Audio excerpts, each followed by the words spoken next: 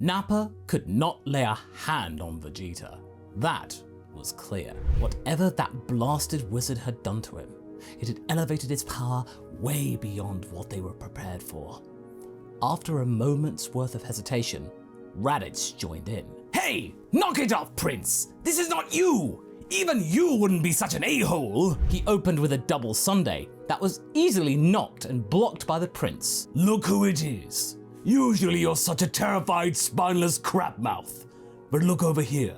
Raditz is showing some initiative." Goku was slowly coming out of the vessel, and Vegeta was radiating with some kind of insane power. And the other two Saiyans were trying their best to try and knock some sense into him, and failing. "Hey! This isn't time for petty infighting!" Goku yelled. "I'm sorry, Kakarot, but I am taking what was rightfully mine. Something that you took from me years ago!" he yelled as he broke Nappa's arm. "Stop this madness, Vegeta! This is insanity! Don't let the wizard control you! You are fighting your brothers in arms!" "The wizard is dead! I killed him! There's just me, with clarity of vision, finally. But these two fools, they were tamed like pet monkeys. And after you took control of them from me, you simply left it all because you are a coward.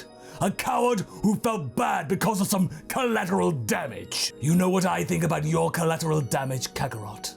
Vegeta smirked and channeled a powerful blast that was loosely directed above the horizon. At some point, it was bound to hit a settlement.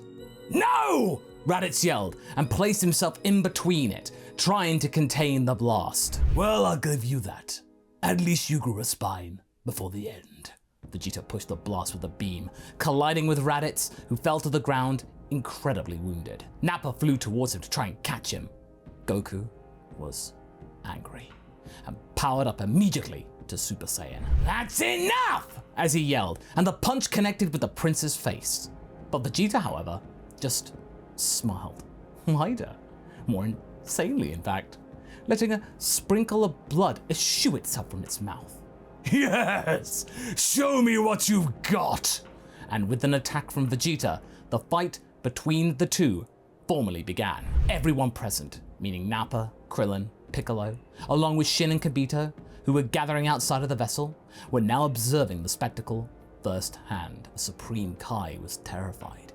He thought he'd done everything possible to end this. "No, they could still awake Majin Buu if they're not careful. What are they doing?" Nappa shook his head. "I think the wizard took out what's worse in Vegeta and brought it to the surface. This is even worse than he was before he made it home here." Vegeta was laughing. He had waited his entire life for this.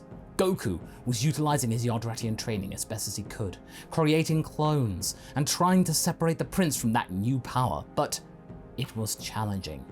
It seemed like his attacks were fueling the enemy instead of diminishing his power. Whilst Goku?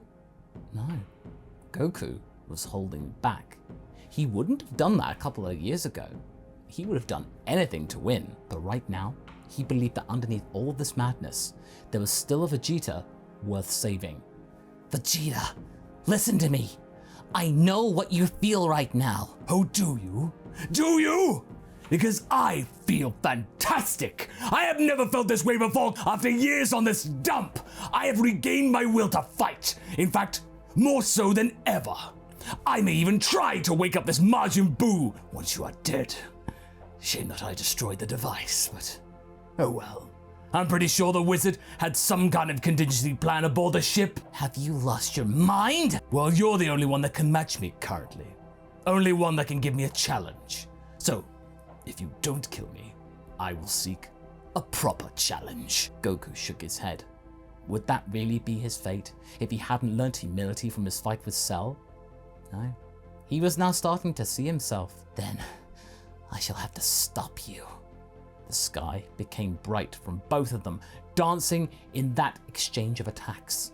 It was even more intense than their first battle. The biggest problem for Goku, though, was the fact that the more damage that Vegeta received, the harder he was going on him. It was like this was the source of his power. He himself began to be more worn out with each passing second. Finally, Goku decided to end it all with a massive Kamehameha, whilst Vegeta responded with a final flash. Both beams met in the air, blinding everyone.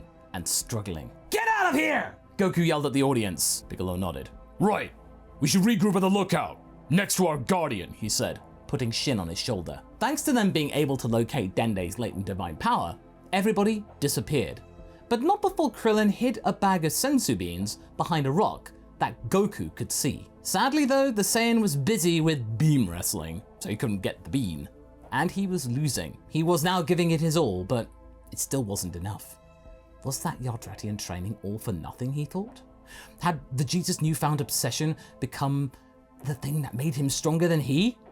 Maybe if he was here all the time, or if he had realized the errors of his ways sooner, maybe he could have been stronger for this precise moment. He could have been stronger than the prince. He was almost equal to Majin Vegeta. Almost. Not surpassing him. Goku closed his eyes as he was engulfed by both beams that singed his body and threw him down to the ground. The prince was victorious, bloodied and breathing heavily, and now slightly disappointed. All that for nothing. He shrugged and looked at the vessel. He flew toward the ground as the sack had been uncovered, with one bean still intact. He decided to take it. He would not face this Boo thing this damaged. Oh no, the dream was about the real battle. Now, how do I awaken it? When Goku opened his eyes, he wasn't dead. He felt a taste of blood in his mouth. He was hurt, but alive. He was lying on a bed, possibly on the lookout. "Are you conscious? We don't have much time. I don't think Vegeta has figured out the device yet." It was Tenshinhan speaking. "Tenshinhan? How?" The Triceps crossed his arms over his chest. "I managed to pluck you away just before Vegeta's beams scorched you away. Use the solar flare when your beams met, so you both wouldn't see me coming. Here, take a sensu." Goku happily munched on the bean. "That was really clever, but I wasn't strong enough." "We both know that's a lie," Tenshinhan said calmly. "What do you mean?" "You're holding back, Goku. Why? You never do that." "I don't know." Goku was puzzled. "Come on. It's just me." I don't know anymore. My entire life, I was so angry because of you. Because of what I thought of you.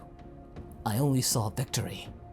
And it clouded my judgment many times." "Well, this happened to me in the past." Goku shook his head. "No, you don't understand. I hate you. I made my entire life about that loss at your hands. I thought I was unbeatable. And then people died because of that. Because I couldn't lose. Maybe there's a way to save Vegeta. I truly don't know."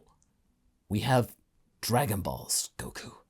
If we have to blow him away and bring him back to his senses, then so be it." Goku thought about this for a moment. That was reasonable, but he was still not thinking clearly. Even during his mercenary years, he was struck down with immense guilt. He had replaced his wounded pride with guilt. That wasn't healthy. "I don't know how to function anymore, Tenshinhan. I just don't." The Triceps looked at him patiently. "You're still letting your pride get the better of you. You made a mistake. We all do. You took the very important step of admitting it, you know. But now, you're starting to overthink it. You've gone too far the other way. You need to head forward. Trust me, it was not easy for me to leave Master Shen and admit to myself that I was taking the wrong lessons from the wrong man." "I never thought about that." His thoughts were wandering around his mind quickly. "Oh, heavens! Raditz! Is he all right?" "He's going to be fine, yes. We had some sensu for him as well." Goku sighed loudly with relief. I can't take on Vegeta alone. Tenshinhan, will you help me?" The Triceps smiled at him. "Of course I will. Thank you. And I'm sorry for everything." "Don't mention it, Goku. We have more pressing matters at hand." As they came out, they were greeted by a terrified Shin. "You must do something. Vegeta has almost managed to launch the machine. If he wakes up Majin Buu, we are all doomed. Do you have anything that could help Supreme Kai? A way to end this spell?" I don't think so, but we might figure something out on Sacred World of the Kais if we have some time." Nappa and Raditz looked at each other. "Well, we can stall for time with Vegeta." Shin blinked twice. "Are you kidding? You almost died." "Saiyan biology. I think we're all slightly stronger now, so worth a shot." Goku looked at his brother. Well, not to brag, but so would Vegeta. Well, then you gotta be quick about it, Kakarot. Duh. Are you sure about this? Nappa nodded. Get those divine balls over there and get over to it. Tenshinhan nodded. We should go. As Shin and Kibito teleported Piccolo, Goku, and Tenshinhan to the Sacred World of the Kais, Raditz and Nappa decided to launch an attack on Barbady's old ship. It turned out that he simply tried to redirect his power through the spaceship as a way to try and make the machine that contained Boo's ball work. When his old Saiyan comrades came up to wreck the place, he was kind of irritated, on the back foot, and decided to just take his frustrations out by just beating them up again. It's your fault for destroying the device, you imbecile! Or maybe this is your true self fighting! My true self will gladly finish what I started, Raditz, and end you once and for all! Meanwhile, on the Sacred World of the Kais, Goku was shown the Z-Sword, which he had freed with some difficulty after transforming into a Super Saiyan, of course. This shocked Kibito, who was kind of skeptical about all this. But still, everyone could notice how hard it was to use the weapon. Will it help? It can cut Kachin, the strongest known material in the universe, Shin exclaimed. This may help us, even if Vegeta somehow managed to unleash Majin Buu. Can I try it out? It would require years of training. Kibito was shocked by the request though, but Tenshinhan nodded slowly. I agree with Goku. We don't have much time. Give it here. He is a quick learner. All right. Well, let's try with some boulders first. The Saiyan wasn't big on weapon usage. This felt more like a future Trunks thing. But after a few quick swipes, he managed to cut some boulders. All right, Supreme Kai. Give me that Kachin thing going. The Supreme Kai was reluctant at first, but he then did materialize a block of the Kachin. Goku gave the sword a try, and it broke, to everyone's shock. But before everyone lost all hope, they could hear an old man's voice. Oh, finally! I thought I would be stuck in that blasted blade forever!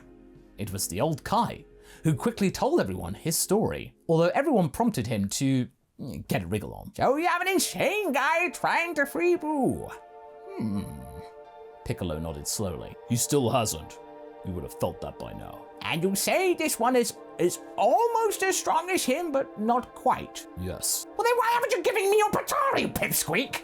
Old Kai turns his gaze towards Shin. I don't quite understand what you mean. How can you not know?